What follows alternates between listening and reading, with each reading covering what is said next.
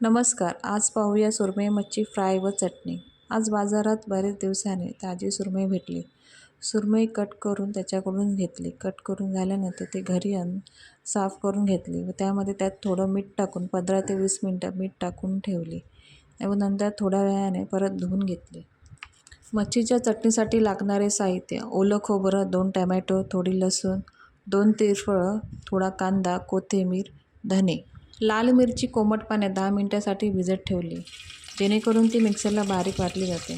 व फोडणीसाठी बारीक चिरलेला कांदा, कढीपत्ता. आधी मिक्सरला लाल मिरची लावून बारीक करून घेणे आणि यातलं थोडं वाटण भाजायला जे तुकडे बाजूला करून ठेवले आहेत त्याला लावून ठेवणे.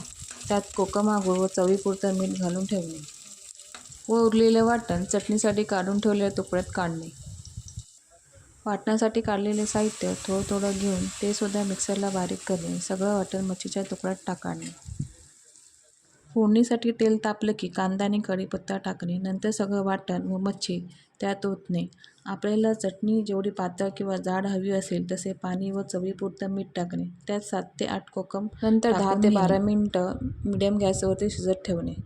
चटणीसाठी काढून ठेवलेली मच्छी फ्रायसाठी थोडा रवा, तांदळाचं पीठ, मालवणी मसाला व चवीपुरतं मीठ टाकून घेणे. सर्व मिक्स करणे. नंतर सुरमईच्या तुकड्यांना चारी बाजूने रवा लावून घेणे आणि पॅनमध्ये तेल तापत ठेवले.